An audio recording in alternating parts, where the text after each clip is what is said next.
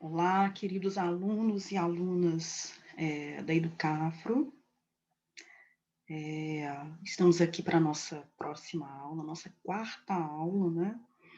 Então, já falamos sobre gêneros textuais, né? Falamos sobre a questão da linguagem, né? Das variantes linguísticas que nós temos. Falamos também a respeito, né? Da comunicabilidade, né, do código de comunicação, falamos sobre isso. E hoje nós iremos falar sobre a questão dos textos. Eu espero que vocês possam aproveitar a aula de hoje, né? Falaremos sobre os diferentes tipos de textos, sobre leitura, e é sobre isso que nós iremos dialogar no dia de hoje. Então, venha conosco, espero que vocês aproveitem a aula hoje, ok?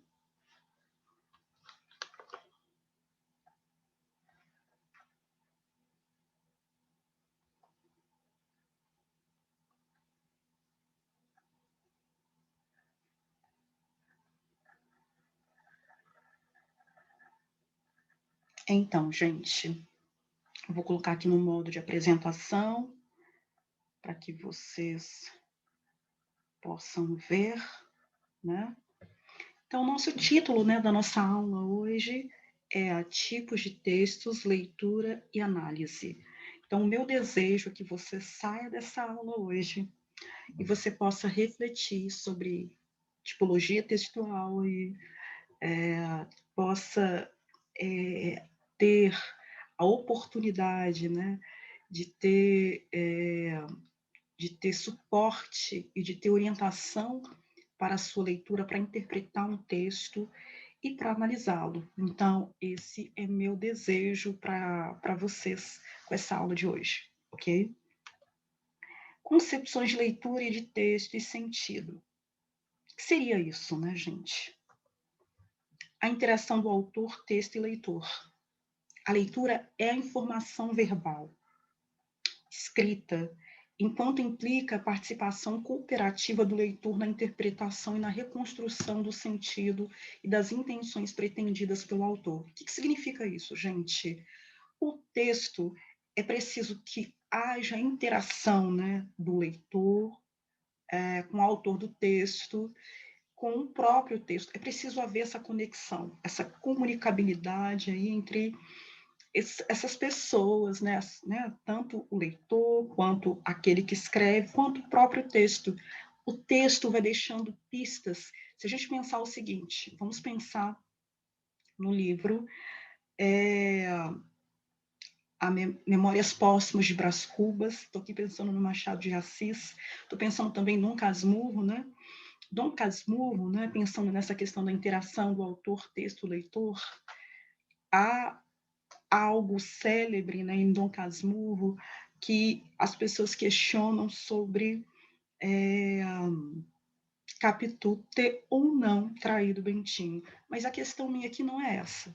A questão aqui é o seguinte: quando a gente pensa na interação autor, texto, leitor, há coisas em Dom Casmurro que são muito óbvias. É óbvio, por exemplo, que Capitu teve um filho. Não há como desdizer que ela não teve um filho.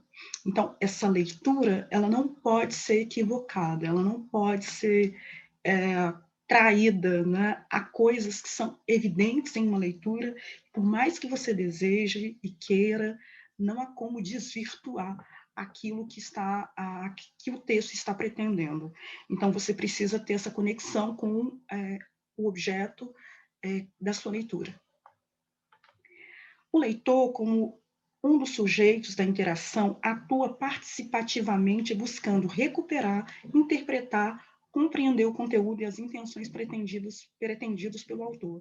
Então, acabei de falar aqui, né, de Dom Casmurro, ou falando também, né, do texto anterior, da narrativa anterior, né, que é o livro também, né, do Machado de Assis, que é Memórias Póstumas de Brás Cubas. Gente, pode um defunto autor, né, porque o Brás Cubas está narrando a sua vida já morto.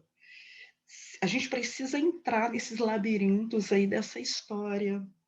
Então, é preciso que você, no limiar aí da narrativa, pensando na Memórias Póstumas de Brás Cubas, que você possa recuperar, interpretar, compreender o conteúdo e aquelas intenções pretendidas pelo autor. Gente, Machado, ele é irônico.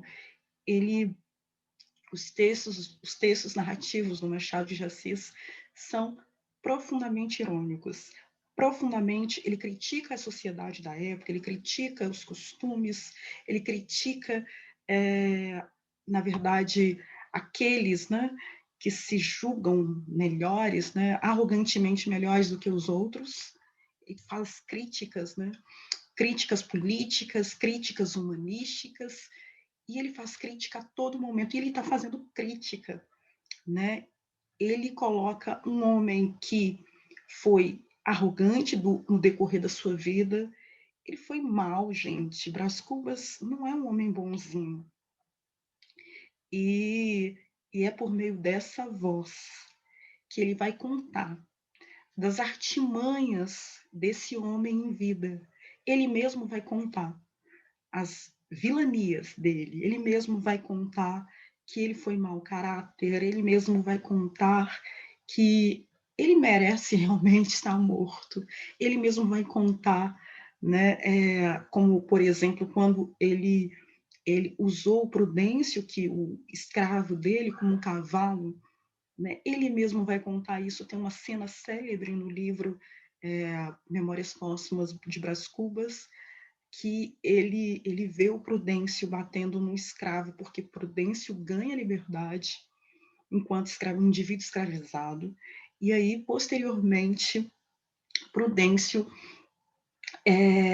quando ele é solto, ele compra um escravo, e ao comprar, né, um escravo, o Brás Cubas vê Prudêncio batendo no escravo, e Brás Cubas vai chamar a atenção de Prudêncio. Prudêncio, ao vê-lo, ele ainda tem a mente, a consciência de um indivíduo escravizado, um indivíduo que replica aquilo que sofreu. E, além disso, quando ele vê o Brás Cubas, ele chama ele de senhor.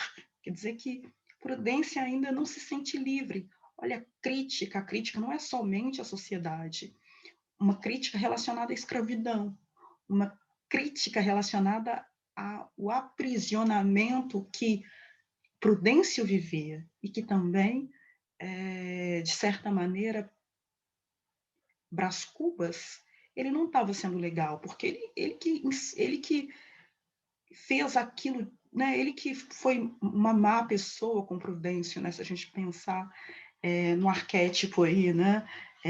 Do texto e de tudo que isso representa, né?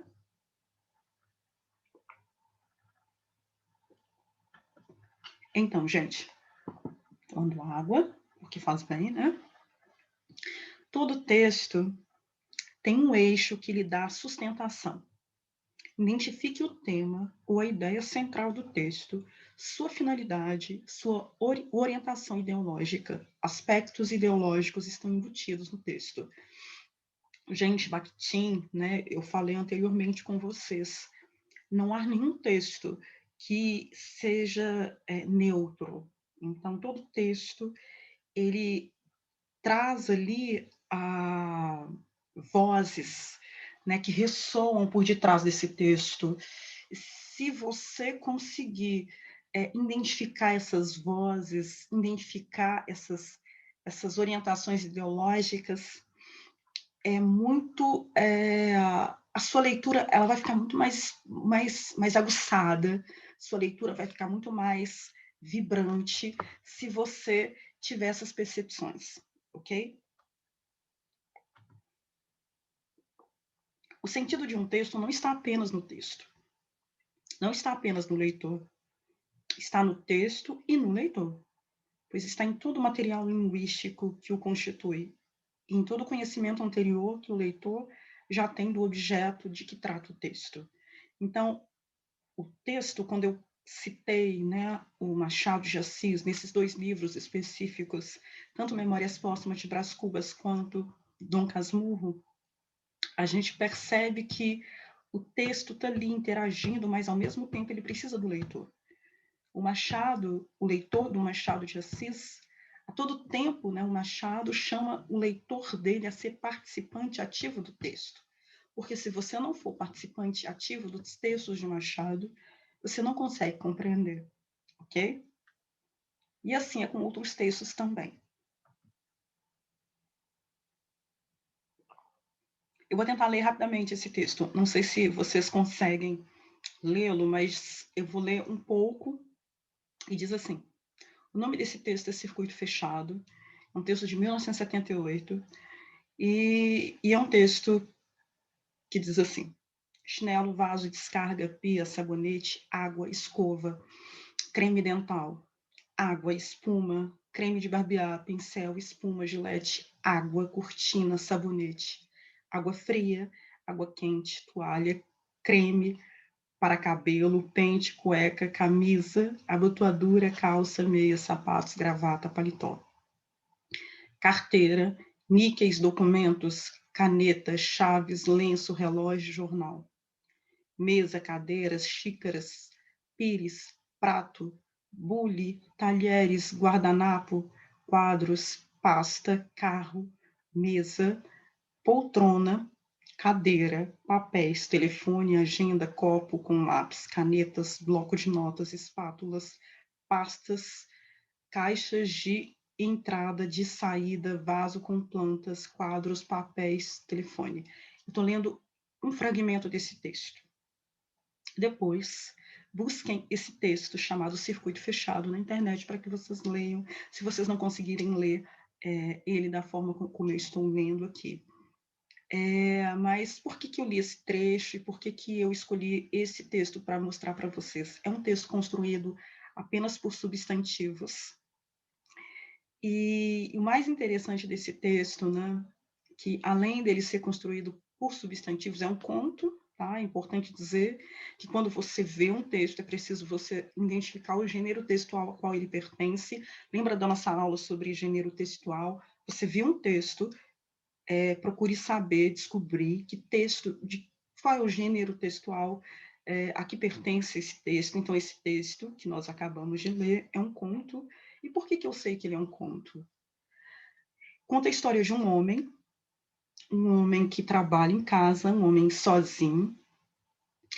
Esse homem, ele não tem filhos, não é um homem que fuma. Eu sei que ele trabalha porque fala sobre objetos, né, sobre caneta, mesa, cavalete, cadeira. Eu creio que ele pode ser alguém, um publicitário, alguém que trabalha na comunicação, né, talvez marketing ou publicitário. Por causa dos objetos, né, que são traçados, porque fala de prova de anúncio, caneta e papel, telefone. Eu sei que esse homem fuma, ok? Porque no texto fala, né, tem uma parte do texto que fala assim, caneta e papel, telefone e papéis, prova de anúncio, paletó, gravata, poltrona, copo, revista, quadros. Aí fala sobre cigarro, fósforo, papel e caneta. Então eu sei que esse homem fuma. A narrativa, né, se passa dentro do apartamento dele, é um homem que vive sozinho. Então nós sabemos algumas coisas que são permeadas aí. O narrador de terceira pessoa, então é esse homem que conta a sua própria história. Então a gente sabe, né, de algumas coisas que vão acontecendo por causa da narrativa. Então, olha que interessante. E assim, o que nós podemos supor e pensar a respeito desse homem? É um homem que vive solitário. Não é só o fato dele estar sozinho, um homem muito ocupado, está vivendo aí para o trabalho. E é um homem que não aproveita tanto a vida, porque ele só está em casa, nessa rotina, na verdade, porque fala sobre essa rotina, o circuito fechado fala sobre essa rotina dele. Nessa rotina não se vê espaço para o ócio, não se vê espaço para o descanso, para uma TV, para um filme, por exemplo.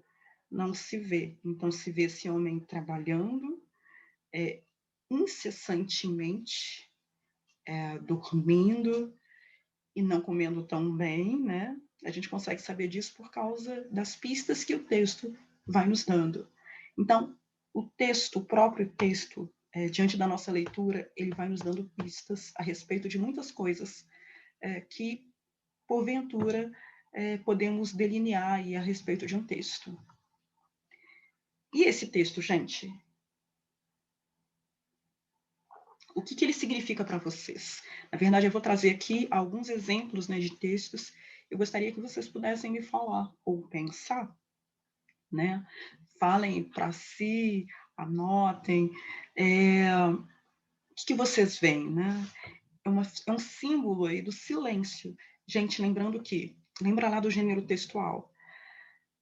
Uma placa é um texto, um conto é um texto, um artigo de jornal é um texto, uma tira é um texto, uma charge é um texto, uma publicidade é um texto.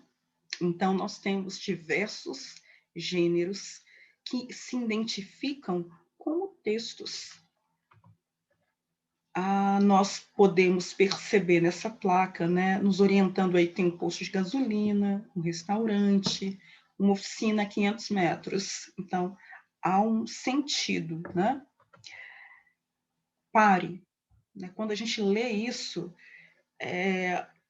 sabemos, além de sabermos que é uma placa, sabemos também, né, identificar que se você estiver dirigindo um veículo, você, em determinado local onde houver essa placa, você precisa diminuir a sua velocidade e parar, não é isso? É uma placa que nos informa, né, que é proibido fumar. Curva, né, gente? É uma placa que nos indica o quê? É uma curva à direita. À direita é isso mesmo? Direita. À direita. Espero que seja isso, né? Olha só. Eu adoro essa frase. Eu acho que eu até comentei ela com vocês na aula anterior. Carnaval de Pernambuco, o melhor do Brasil. Do galo ao bacalhau. Então, aqui a gente está falando, né, gente? Lembrando do contexto aqui de Pernambuco, o Galo da Madrugada, é uma festa que existe lá em Pernambuco. Se eu não tiver o conceito anterior do que significa, né, o Galo da Madrugada, eu não vou saber o significado desse texto. Então, o Galo da Madrugada é um dos maiores blocos, né, talvez o maior bloco de carnaval carnavalesco do Brasil, né, e fica lá em Pernambuco. Bacalhau também, gente, é um bloco de carnaval. Conhecimento prévio é muito importante, como eu disse, né? Trata-se de blocos carnavalescos, o Galo da Madrugada e o Bacalhau do Batata, que respectivamente iniciam e encerram o carnaval em Recife, como eu disse anteriormente. Quer dizer que para um texto, gente, olha, atente-se. É preciso, então, que, para que o texto fique mais significativo, que você tenha conhecimento prévio. Se você tiver um conhecimento prévio, certamente você vai conseguir ter mais amplitude para compreender um texto. Conhecimento linguístico interacional enciclopédico. O que significa isso, gente? Diferenças lexicais, estou falando aqui de vocabulário, a questão morfossintática, né? Entre texto falado de forma coloquial e o texto escrito de forma formal. Essas gírias, né? Você conhecer, né? Porque, de repente, pode ser que no texto tenha algum léxico, né? Que pode ser uma gíria, pode ser uma expressão popular. E se você não souber, você não vai conseguir dar sentido para aquele texto. E não é só isso, gente. Quando a gente pensa aqui em conhecimento enciclopédico, pensando aí no conhecimento de mundo também. Eu acho que eu vou falar também sobre conhecimento de mundo mais profundamente, ok? Mas aqui é o conhecimento linguístico que ele é necessário aí para que você possa ter uma visão mais ampla a respeito do texto. Gente, como a gente viu o texto anterior aqui, que eu mostrei, esse texto circuito fechado, por quê? Olha só, é um texto que só tem substantivos. Então, se você não tiver esse olhar, um olhar de que, e mesmo sendo um texto apenas com substantivos, ele consegue nos transmitir algo e ser, na verdade, útil e nos contar uma história, isso é muito incrível, isso é muito interessante. E pensando aqui nessa construção do Ricardo Ramos, né, que o escreveu, a habilidade que ele possuiu para poder escrever esse texto dessa maneira e ter esse impacto que tem em nós. Então, daí o sentido linguístico, né, do conhecimento linguístico, que é interessante, sim, a gente ter essa amplitude. Atente-se às palavras que estão no texto e seus efeitos de sentido. Repare, por exemplo, no uso das conjunções, das preposições, das locuções adverbiais, dos pronomes, e há certos recursos de textualização, como repetições e substituição. Quando eu falo sobre repetição e substituição, depois a gente vai comentar um pouco sobre isso. Na verdade, nós já comentamos um pouco sobre isso, falando sobre coesão, não é mesmo? Eu acho que sim. Ou talvez eu fale um pouco sobre coesão posteriormente para que vocês compreendam o que significa isso, essas substituições. O conhecimento linguístico, nós temos o conhecimento interacional, repertório de saber prévio. Qualquer texto precisa ser lido como sendo um lugar de encontro entre quem escreveu e quem lê. Então, gente, qual é essa possibilidade de você ter esse saber prévio, né? Saber prévio, gente, eu sei que eu queria dar um recado para vocês, né, nesse momento. Eu acredito que nós partimos de lugares diversos, de lugares diferentes, né? Cada um partiu de um lugar. Então, tem pessoas que já foram em museus, tem pessoas que já leram muitos livros, que já leram muitos jornais, já leram muitas revistas. Independentemente do lugar que você partiu, é possível, por exemplo, fazer visitas online, né, em museus. Você vê um quadro interessante aqui pelo celular. É possível que você leia livros. Existe, por exemplo, um site, domínio público, por exemplo, que tem livros gratuitamente, né? É um site do governo, governamental, e que você consegue ler os livros do Machado de Assis, por exemplo, nesse site. Mas eu não tenho grana para poder comprar livro. Eu consigo compreender. Como eu disse, nós não partimos de lugares diferentes, né? E nós não partimos de nenhum lugar. E ainda tem outras relações também que contribuem para que esse não partir de lugar igual, né, faça com que as pessoas elas corram de forma desvantajosa, né, pensando aí nessa questão de chegar a determinado lugar. Então, não sejamos ingênuos em relação a isso, mas é preciso que a gente tenha, sim, conhecimento prévio. Se você não tem, gente, documentários, filmes, músicas, tudo isso pode contribuir e ajudar você a aumentar o seu repertório. Há documentários sobre guerra, sobre meio ambiente, nós temos aí documentário muito interessante, né? A 13ª emenda, por exemplo, né? Que fala sobre a emenda constitucional norte-americana. Essa emenda, né? Tem um documentário sobre essa emenda na Netflix e fala sobre como é que as prisões hoje, né, nos Estados Unidos, é o país que mais prende pessoas, e não é qualquer pessoa, são homens negros. Então, isso é muito alarmante, não é muito diferente do nosso país, mas lá, em todo o mundo, os Estados Unidos atualmente é o país que mais prende pessoas, e sua maioria são jovens e homens negros. E a 13ª emenda, ela vai nos dizer como isso acontece, como isso aconteceu ao longo dos anos, e que a base para que isso tenha acontecido lá em solo norte-americano é o racismo. Então, é muito interessante que a gente saiba determinadas coisas e que isso possa enriquecer o seu repertório na hora da leitura. Então, se uma leitura faz referências a determinadas imagens, outros textos, né, intertextos, né, aí aqui eu estou falando da intertextualidade, né, então, se você tem esse conhecimento prévio, um texto pode se tornar muito mais interessante para você. Então, leiam jornal, gente, capa de jornal. Né, nós temos a Carta Capital, por exemplo, a Folha de São Paulo, que você pode ler a Folha de São Paulo, por exemplo, 5 reportagens por mês. A Carta Capital, você pode também ler algumas matérias, você consegue ler.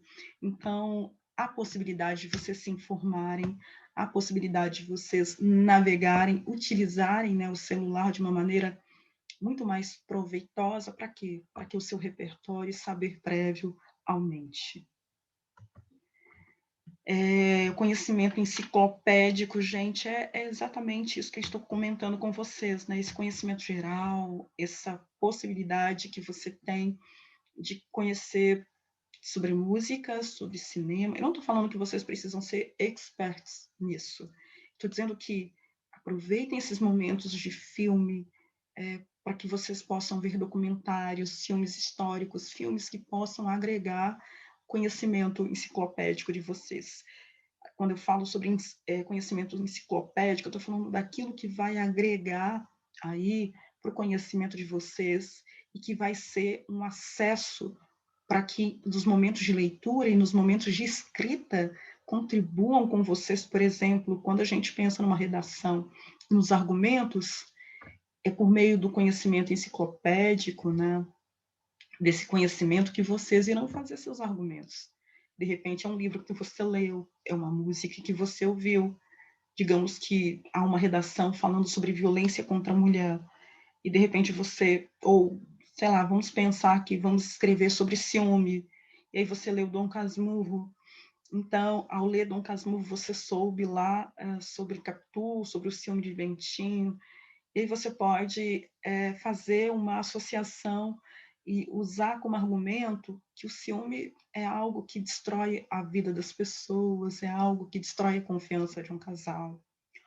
Ou usar, por exemplo, o livro, tem um livro chamado Otelo, de William Shakespeare, e é um livro que o ciúme também destrói a vida de um casal. Então, por exemplo, né, seria um outro livro, se você escrevesse sobre ciúme, que você poderia utilizá-lo para falar sobre ciúme.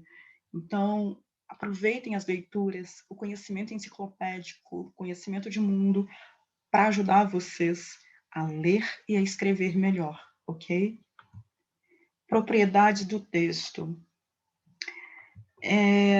A definição aqui, gente, de gênero aqui, eu estou pensando aqui nessas propriedades desse texto. Eu estou falando sobre o quê? Eu estou falando sobre a organização do discurso, sobre o modo textual. Estou falando aqui sobre tipologias textuais, sobre tipos textuais, e eles são classificados como, gente? Eles são classificados em textos narrativos, descritivos e dissertativos. Pensando no texto dissertativo, os textos dissertativos normalmente são os textos em que concursos, o Enem, por exemplo, exige o texto dissertativo, que é um texto informativo ou argumentativo.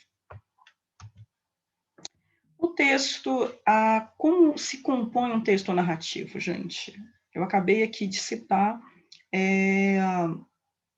os livros do Machado. Então, nós temos aí, aliás, me desculpem, né? Eu vou falar mais especificamente sobre o narrativo posteriormente. Aqui eu queria apresentar para vocês os tipos de composição textual. Além desses aqui, né, eu falei sobre o narrativo, descritivo e dissertativo, mas nós também temos o injuntivo e dialogal. Então, o que seria cada um desses textos? Como eles se apresentam? como eles se constroem, como a gente consegue perceber cada um desses textos, né, específicos. Nós temos aqui o texto narrativo. O texto narrativo é um tipo de texto que esboça as ações de personagens num determinado tempo e espaço. Então, Dom Casmurro é um texto narrativo. Quem são os personagens? Bentinho, nós temos a Capitu, nós temos o amigo do Bentinho. Onde se passa a história? Qual o tempo que essa história passa? Então, tudo isso se compõe aí um texto narrativo. O espaço é o local onde a história passa. Né? É o quê? No Rio de Janeiro, em São Paulo, em Minas? Qual é o tempo, pensando, o tempo é circular, acontece em um ano, 2 anos, um mês, um dia, em alguns, como a gente acabou de ver aqui, o circuito fechado, que a gente não vê aqui eu acredito, né, que fala sobre a rotina desse homem e a gente não vê que é uma história que se passa tipo, em um ano, em um mês, por exemplo. Fala da rotina, então a rotina se enquadra no circuito fechado há dias, talvez um dia para o outro ali, como é que essa pessoa vive, qual é a rotina dela. Então, nós temos aqui a estrutura de um texto narrativo. A gente tem a apresentação, desenvolvimento, o clímax e o desfecho. Então, pensando aqui, né, por exemplo, né, eu acabei de citar aqui o Otelo, e o Otelo, gente, eu vou fazer um desenvolvimento desse texto bem rapidamente. O Otelo conta a história de Otelo, né? Um homem, um mouro, né? Um homem negro, mas que foi um importante militar, e nos narra que ele era apaixonado por uma mulher chamada Desdémona, e eles vivem apaixonadamente. Entretanto, o Otelo ele se deixa dominar pelo ciúme, principalmente pelas armadilhas, e porque um homem chamado Iago começa a contar histórias para ele que o fazem duvidar da integridade da mulher dele. O clímax dessa história, vocês querem que eu conte? Ele mata a mulher dele, gente. Ai, meu Deus, ele mata Desdémona. O clímax é a morte dessa mulher e depois ele se mata. O desfecho final. O desfecho final há pessoas ali no entorno do quarto, quando essa cena é uma tragédia, né, gente? E aí inicia-se um discurso a respeito dessa tragédia. Iago, ele é levado preso porque descobre-se, né, o plano o sonho, o desejo de Iago, a inveja, ele é invejoso, então ele quer tomar o lugar de Otelo, e por isso ele faz essas armadilhas, ele é venenoso, por isso ele quer fazer o que ele quer fazer, e a própria esposa revela que ele que estava armando, arquitetando tudo aquilo, e ele é preso, né? Ele é preso e no final da história, antes de se matar, né, Otelo, ele dignifica essa mulher, essa esposa, mas aí já, né, Inês já era morta, né? A mulher já havia morrido. Então, mas ele dignifica essa mulher e se arrepende de ter duvidado da integridade dela e se mata. É uma história que fala do ciúme, gente. Até que ponto, né, o ciúme ele pode destruir a vida das pessoas, né? Então, nessa história, por exemplo, é um texto teatral. Então, o texto de Otelo, né, mais há um enredo, tem os personagens, Desdémona, Otelo. Então, acontece, né? É uma história que se passa em solo europeu, né? Se passa em muitos dias se passam, né? Ele chega num local e, na verdade, enquanto um homem militar, né? Então, não é uma história que se passa em um dia, 2 dias, isso vai sendo construído com o tempo, em um período maior, que não são dias. Então, a gente tem todas essas construções aí em uma narrativa. Tipos de narrador. É importante também que nós possamos conseguir identificar em uma narrativa quem é o narrador. O narrador é quem? O personagem, se for personagem, é um narrador em primeira pessoa. É um narrador observador, é um narrador onisciente. O narrador observador, gente, ele conhece os fatos, mas ele não participa da ação. O narrador onisciente, ele é um narrador que ele narra, né, a história, no entanto, quando ele apresenta o fluxo de pensamentos, personagens, por exemplo, ele sabe ele conhece todas as pessoas ali daquela trama, né, da história, e há fluxos de pensamento também que não em terceira pessoa costuma-se, né, ter um fluxo de pensamento ali em que pode ser que tenha um personagem também de primeira pessoa que fale, né, ali nessa história. Então, é bem interessante também, né? E eu queria falar em relação a esse narrador, que você precisa identificá-lo ao ler um texto. Se perguntar, se questionar. Há histórias, por exemplo, eu li um livro agora, recentemente não, deve ter um ano mais ou menos, que é um livro chamado Um Crime no Cais do Valongo, da autora chamada Eliana Alves Cruz. Esse livro, ele tem 2 narradores, de primeira pessoa. Olha que legal. Então, olha só, os nossos livros contemporâneos, né, os livros mais do século XXI, eles trazem aí outras alternativas, né? Como o livro da Eliana, que traz aí 2 narradores narrando uma história. Então, é bem interessante. Então, observem quem são os narradores. Tipos de discurso narrativo. O que significa isso? Mas, Glauciane, o que significa isso? Discurso direto. É quando um texto, gente, o personagem, ele fala. Então, normalmente, nesse texto tem travessões, né? E aí, o personagem está falando, tem um diálogo, né? O discurso indireto, o narrador interfere na fala do personagem. Em outras palavras, ele é narrado em terceira pessoa, uma vez que não aparece a fala do personagem. O discurso indireto livre, há intervenções do narrador nas falas e das falas dos personagens. Nesse caso, funde-se o discurso direto com indireto. Então, há um misto aí, né, no discurso indireto livre. Tragédia brasileira. É um conto, gente. Vou ler rapidamente para vocês. Misael, funcionário da fazenda com 63 anos de idade, conheceu Maria Elvira na Lapa. Eu vou repetir o texto, tá legal? Tragédia brasileira.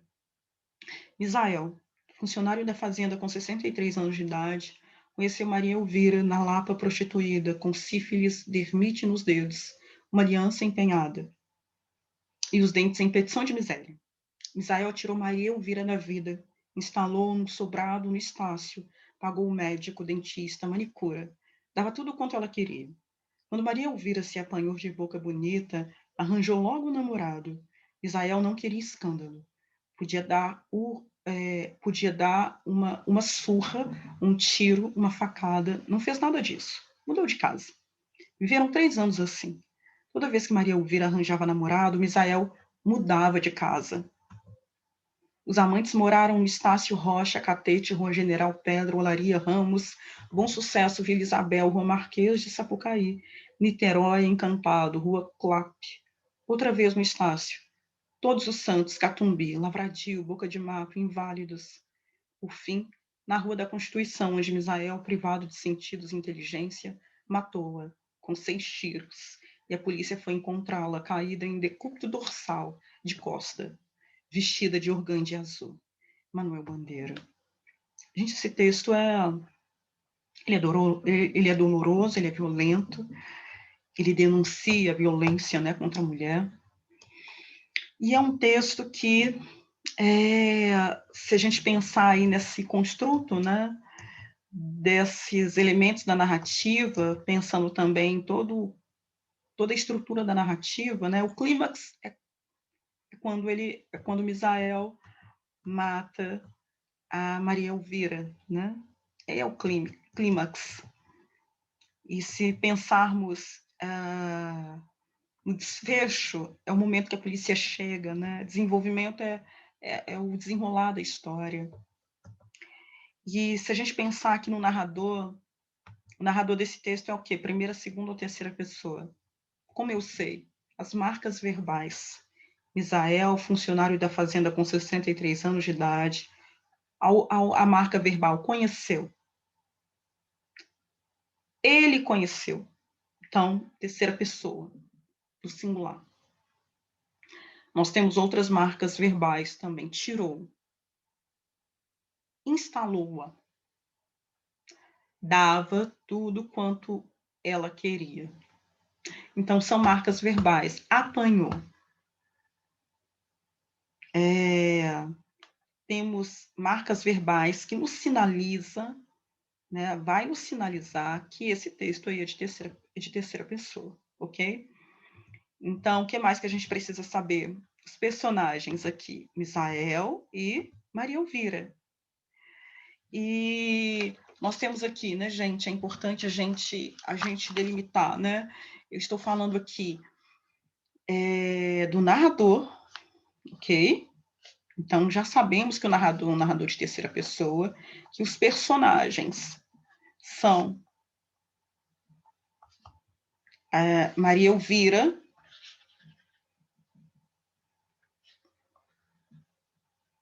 e Misael. E essa história passa quanto tempo, gente? Viveram 3 anos assim. É demarcado. Então, eles viveram 3 anos juntos. É uma história que se passou em 3 anos. E, assim, o local, espaço onde essa história aconteceu, gente, nós temos marcas, né? Então, aqui nos é revelado que essa história se passou no Rio de Janeiro. Por que eu sei que é no Rio de Janeiro? Por causa dos nomes das ruas, né?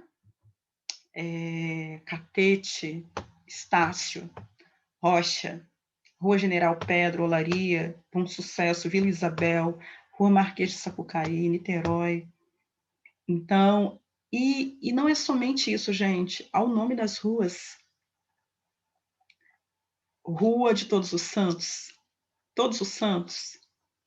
Algumas ruas são bem metafóricas, né? Boca do Mato, Inválidos. Olha só, uma rua chamada Inválidos. E, por fim, a Rua da Constituição. Eu acho que essa Rua da Constituição ela é muito metafórica, principalmente por a gente pensar, né, que sabemos e compreendemos que na nossa Constituição há direitos, né, há deveres aí a serem cumpridos, mas infelizmente em pleno século XXI, esse texto não tem a data aqui, né, descrita, mas o Manuel Bandeira, um grande poeta e também contista, escreveu maravilhosamente bem, né, esse conto chamado Tragédia Brasileira, e ele já morreu tem inúmeros anos, décadas já, mas a história que ele conta é muito comum. Se a gente pensar nas histórias de feminicídio que nós ouvimos atualmente, em pleno século XXI, isso é muito atual, né, gente? Infelizmente, é muito atual. Na verdade, eu não vou ler a história toda, né, gente? Mas esse texto é um texto, na verdade, é uma canção, Eduardo e Mônica, e aí eu queria fazer essa viagem que nós acabamos de fazer aqui, pensando exatamente nisso aqui, gente. A gente está pensando aqui no narrador, né, no enredo, tempo, espaço. Então, quando a gente fala da canção, né, Eduardo e Mônica, para quem já ouviu, nós sabemos que tem um enredo. Então, quem são os personagens dessa história? Eduardo e Mônica. O tempo se passa assim muitos anos, pensando aí na canção, né, na narrativa que a canção evoca, o espaço, Brasília, né, ali aquela a Planalto Central ali.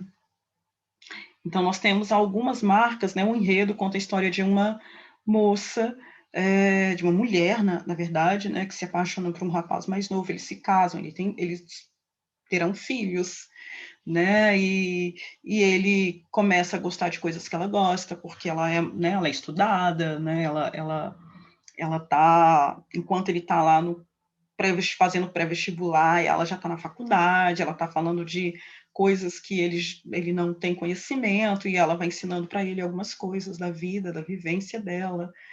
E aí, esse é o enredo da história. Então, aqui a gente está pensando aqui nos elementos da narrativa para ilustrar para vocês como é que funciona. E é assim, gente, que eu desejo que vocês comecem a interpretar e a ver um texto. Façam, se o texto for um texto narrativo, pensando em um conto, que é um texto narrativo, né? Comecem a se fazer essas perguntas, né? Quem é o narrador?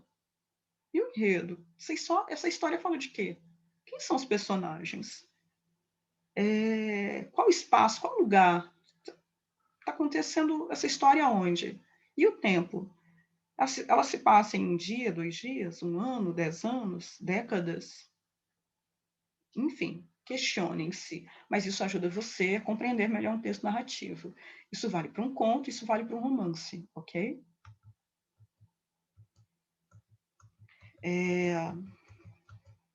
Texto descritivo.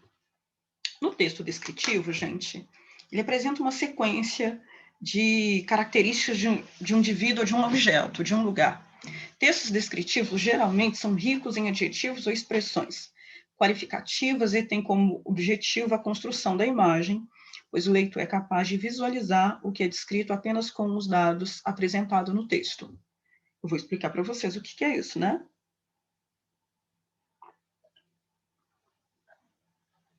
Esse é meu copo. Meu copo é vermelho. O meu copo tem uma figura de uma mulher negra, e ela está com um chapéu, e esse chapéu tem enfeitado com peixe, umas flâmulazinhas. É um chapéu bem bonito, penas, né? Esse chapéu. Tem também aqui nesse copo nuvens. Esse copo, é importante dizer uma coisa que eu não disse. Esse copo, eu adquiri esse copo num festival chamado Sarará, que aconteceu aqui em Belo Horizonte. O ano passado não aconteceu, mas no ano retrasado aconteceu, e nos últimos anos tem acontecido. Então é importante dizer isso. E é um copo que foi feito, não é comercial, hein, gente? Mas foi feito por uma cerveja. Eu não vou falar o nome da cerveja, porque isso aqui não é comercial. Eu falei o nome do festival, mas do produto não. Mas eu acabei de descrever esse copo. Isso é uma descrição. Você descrever, né? Você visualizar, né? Eu dei adjetivos para tudo que eu vi aqui. É importante, esse copo é grande, não é um copo pequeno, não é um copo de 500 miligramas. Então, é um copo de plástico, ele não é de vidro. Então, olha só, gente, quanta coisa vocês sabem a respeito desse copo aqui que está na minha mão. E ao descrevê-lo, talvez ele fique mais familiar, soe mais familiar para vocês. Estou fazendo uma descrição deste copo, mas, professora, numa narrativa pode ter descrição? Sim. Num conto pode haver descrição? Pode, ok? Aqui, por exemplo, tem um trecho, né? Eu não vou ler por causa do nosso tempo, mas eu vou citar para vocês que obra é. Madame de Bovary, é uma obra bastante famosa, de um escritor francês chamado Gustave de Flaubert. E Eu vou ler só um trecho, né? Porque senão vocês não vão compreender, né? É um romance, Madame de Bovary, é uma mulher que se apaixona loucamente por um homem, ela é casada, e ela trai o marido. Ai, gente, só tragédia, né? Eu não vou contar essa história para vocês, mas eu vou aqui ler um trecho dessa história. A fachada de tijolos era perfeitamente alinhada à beira da rua, ou melhor, da estrada. Atrás da porta estavam pendurados uma capa de gola curta, um freio, um boné de oleado e, a um canto no chão, um par de polainas ainda cobertas de lama seca. À direita era a sala e o lugar onde comiam e onde sempre ficavam. Então está contando aqui como é a casa, né, dessa Madame de Bovary, dessa mulher e o marido dela, onde eles viviam. Então estou fazendo uma descrição aqui como é essa casa. Quer dizer que, olha, pensem, né? É uma narrativa que tem fragmentos aqui descritivos. Então, é bom que vocês também reconheçam, né? Quando um texto está fazendo descrição. Esse texto, gente, na verdade é um poema maravilhoso, chamado Retrato, da Cecília Meirelles, que diz assim: eu não tinha esse rosto de hoje, assim calmo, assim triste, assim magro, nem esses olhos tão vazios, nem o lábio amargo. Eu não tinha estas mãos sem força, tão paradas e frias e mortas. Eu não tinha este coração que nem se mostra. Eu não dei por esta mudança tão simples, tão certa, tão fácil, em que o espelho ficou perdido à minha face. Então, na verdade, nesse poema está falando, chamado Retrato, está falando de uma pessoa que está envelhecendo, né? Uma pessoa que a velhice está dominando-a, né? O eu lírico do texto, ele é um eu lírico que já envelhecido, né? E que está contando para nós, leitores, que já não tem mais força, né? Que está nos descrevendo que os lábios, os olhos estão vazios, que as mãos estão sem força, está nos descrevendo que essa mudança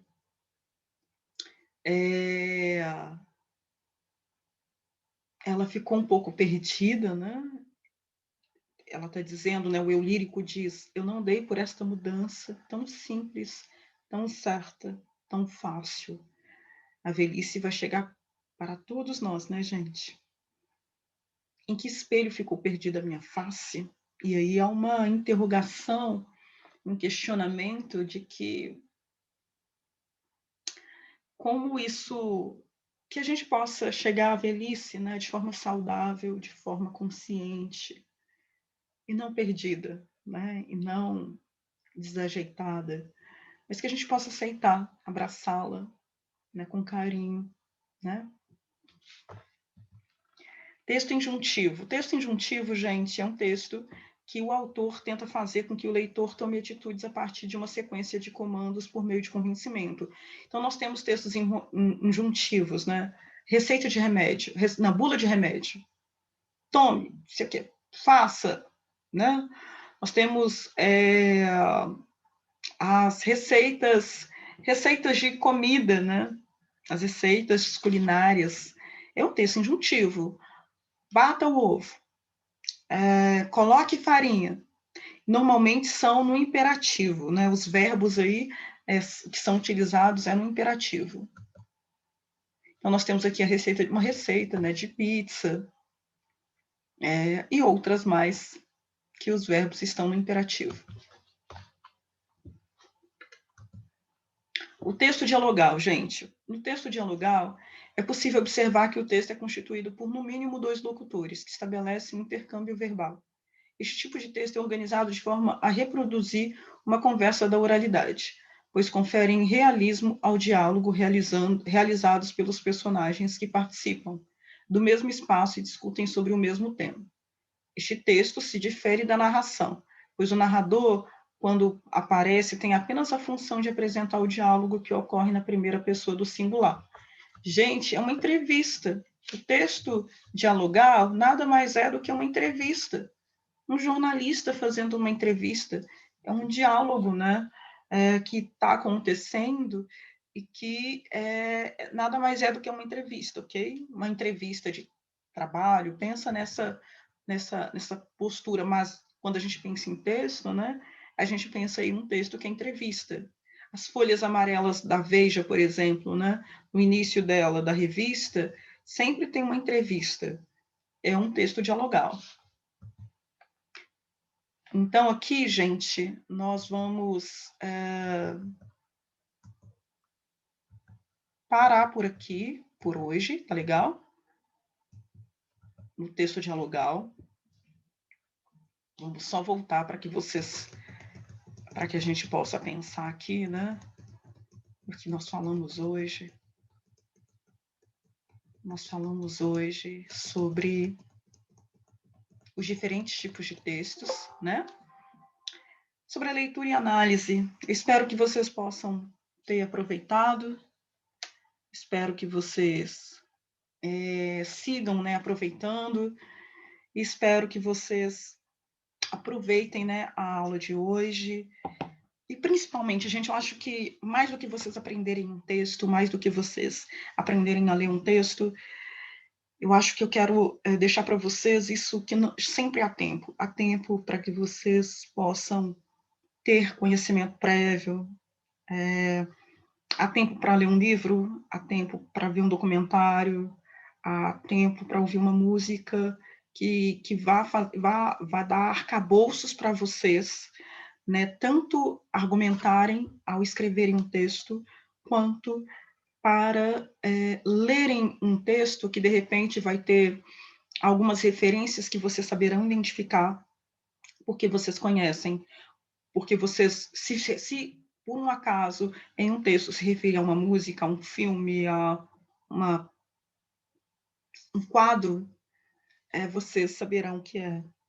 E mesmo que não saibam, gente, procurem por curiosidade, apareceu uma música lá, o nome de outra pessoa num texto, sejam curiosos, pesquisem, tá bem?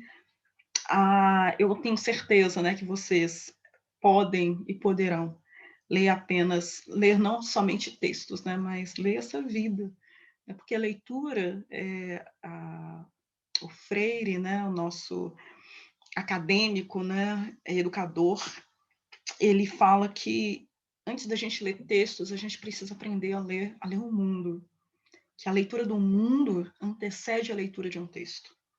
Então, a leitura do mundo, a própria leitura que vocês fazem de vocês, da família de vocês, ao redor de vocês, já é um passo para que vocês possam aprender a ler e a interpretar um texto, seja ele narrativo, seja ele descritivo, seja ele injuntivo, seja ele dialogal. É um grande passo para que vocês possam aprender melhor. Então, até a nossa próxima aula. Espero que vocês tenham aproveitado. Até logo.